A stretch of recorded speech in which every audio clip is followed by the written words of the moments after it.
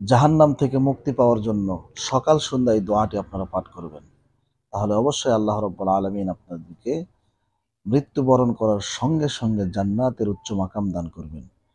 হাদিসের ভিতরে আসছে, কোনো ব্যক্তি যদি জাহান্নাম থেকে মুক্তি পেতে চায়, কবরের আযাব থেকে মুক্তি পেতে চায়, সে যেন এই দোয়া ফজরের নামাজের পরে এবং মাগরিবের নামাজের পরে ৭ বার পাঠ করে।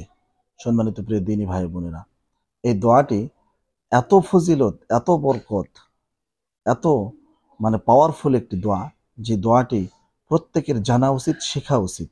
মুসলমান হিসাবে তো আমরা কোরআনটা সহিভাবে পড়তে পারি না, হাদিসের ইবারতগুলো আমরা পড়তে পারি না, দোয়াগুলো আমরা মুখস্থ করতে পারি না। ছোট্ট একটি দোয়া, দেখুন দোয়াটি হচ্ছে আল্লাহুম্মা আজিরনি মিনান নার, আল্লাহুম্মা আজিরনি মিনান নার, আল্লাহুম্মা আজিরনি মিনান নার, আল্লাহুম্মা আজিরনি মিনান নার।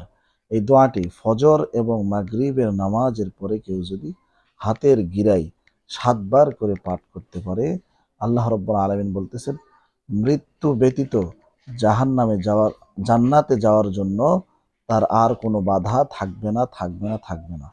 ভিডিওটি ভালো লাগলে অবশ্যই শেয়ার করে দিবেন, দোয়াটি মুখস্থ করবেন। আসসালামু আলাইকুম।